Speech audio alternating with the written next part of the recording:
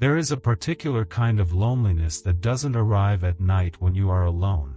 It arrives in the middle of a conversation with someone you love, when you realize, quietly and without drama, that you are carrying the entire weight of something they barely notice exists.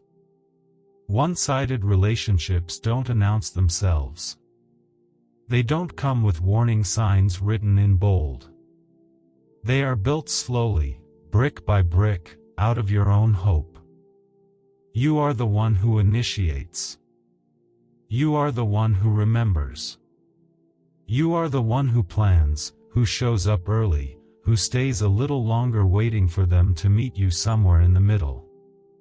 And each time they almost do, each time they smile at the right moment or say something that feels like closeness, you take that fragment and build an entire cathedral around it.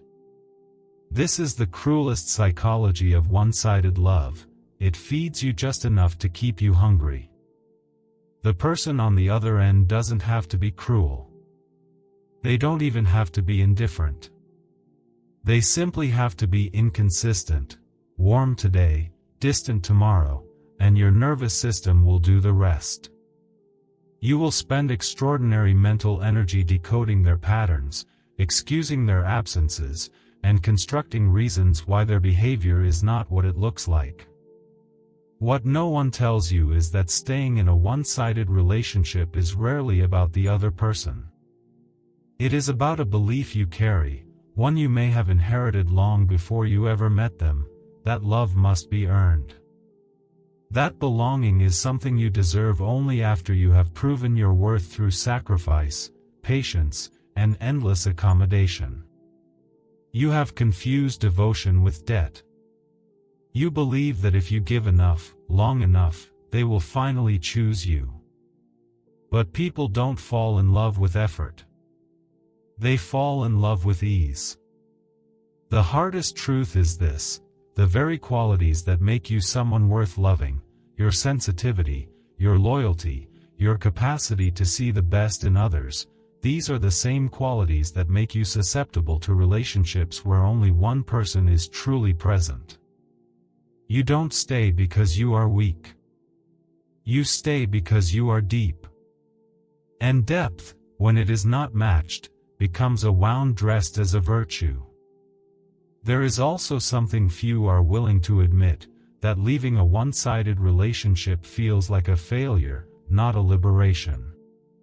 Because if you walk away, you must face the question you have been avoiding: what does it mean that I stayed this long? And the answer, when you are honest enough to sit with it, is not shameful. It simply means you were willing to love in a world that had not yet taught you that love is supposed to come back. The moment you stop explaining your absence to someone who never asked about your presence is the moment something shifts in you permanently. Not into bitterness.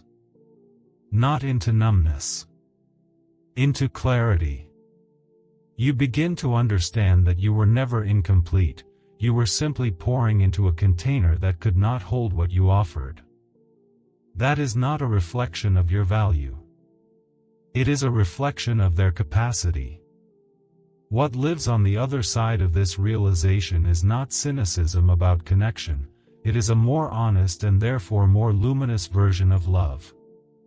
One where you no longer shrink yourself to fit inside someone else's emotional bandwidth. One where reciprocity is not a miracle you wait for in silence, but a quiet standard you carry within you from this moment forward. If something in these words felt less like information and more like recognition, like something you have always known but never quite found the language for, then this channel was made for you. Subscribe, because the conversations that matter most are only just beginning.